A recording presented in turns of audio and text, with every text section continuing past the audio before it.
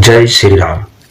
गोस्वामी तुलसीदास जी द्वारा रचित हनुमान चालीसा वीर हनुमान जी को प्रसन्न करने और उनका आशीर्वाद प्राप्त करने के लिए और उनकी पूजा करने के लिए एक महाशक्तिशाली और सरल स्तुति की रचना की।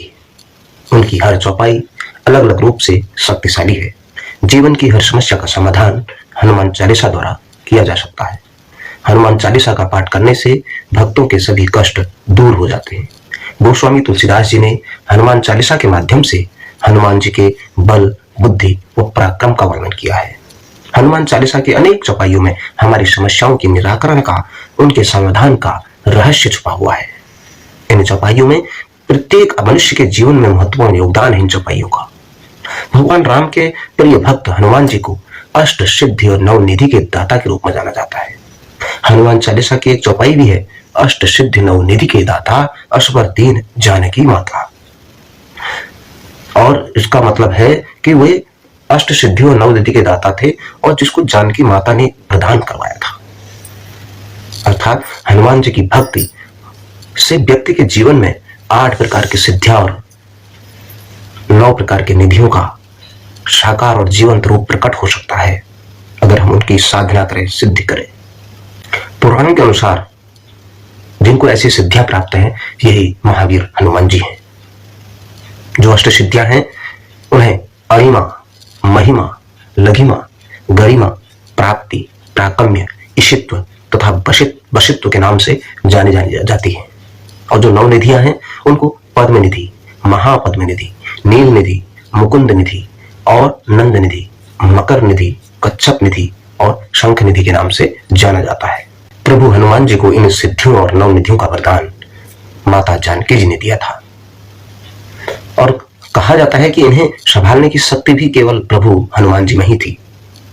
दुनिया में सबसे कीमती वस्तुएं हैं नवनिधियां, जिन्हें पा लेने के बाद किसी भी प्रकार के धन और संपत्ति की आवश्यकता नहीं होती है। हनुमान जी के पास 8 प्रकार की सिद्धियां थी। इनके प्रभाव से वे किसी भी व्यक्ति का रूप धारण कर सकते थे। अत्यंत सूक्ष्म से सूक्ष्म और अति विशालकाय देह तक धारण कर सकते थे। जहां चाहे मन की शक्ति से पल भर में पहुंच सकते थे। हनुमान चालीसा के अतिरिक्त मार्कंडेय पुराण और ब्रह्म वैवर्त पुराण में भी अष्ट सिद्धियों का उल्लेख किया गया है। जो अष्ट सिद्धियां हैं, जैसे अणिमा, इस सिद्धि के बल पर हनुमान जी कभी भी अति सूक्ष्म रूप धारण कर सकते हैं। महिमा, इस सिद्धि के बल पर हनुमान जी ने कई बार विशाल रूप धारण किया था। गरिमा, इस सिद्धि की मदद से हनुमान जी स्वयं का भार किसी विशाल पर्वत के समान कर सकते हैं। और लघिमा, इस सिद्धि से हनुमान जी स्वयं का भार बिल्कुल हल्का कर सकते हैं और पल भर में कहीं भी आ जा सकते हैं। प्राप्ति, इस सिद्धि की मदद से हनुमान जी किसी भी वस्तु को तुरंत ही प्राप्त कर लेते हैं। वह पशु पक्षियों की, चराचर जगत की भाषा को समझ सकते हैं, आने वाले समय का भी आभास कर सकते हैं। प्राकाम्य, इस सिद्धि की मदद से हनुमान जी पृथ्वी की गहराइयों में पाताल तक जा सकते हैं, आकाश में उड़ सकते हैं, मन चाहे समय तक पानी में जीवित रह सकते हैं। ईशित्व, इस सिद्धि की मदद से हनुमान जी को दैवीय शक्तियां प्राप्त हुई। वशित्व, इस सिद्धि के प्रभाव से हनुमान जी जितेंद्रिय हैं और मन पर नियंत्रण रखते हैं। उसी प्रकार जो नवनिधियां हैं, जैसे पद्मनिधि, यह निधि सुलक्षणों से संपन्न है और मनुष्य बड़ा सात्विक होता है। उसे वो धन संग्रह कर लोगों को दान आदि प्रवृत्ति में, सेवा भाव में लगा रहता है। और महापद्म निधि में व्यक्ति अपने एक उद्देश्य की प्राप्ति के लिए, एक उद्देश्य के लिए अपने संग्रहित धन को और अन्य धार्मिक कार्यों में वह अपना लगे रहता है। नील निधि में व्यक्ति इस ऐसा सुशोभित व्यक्ति का मनुष्य सात्विक तेज से संयुक्त होता है, उसकी संपत्ति अनेकों पीढ़ियों तक बनी रहती है।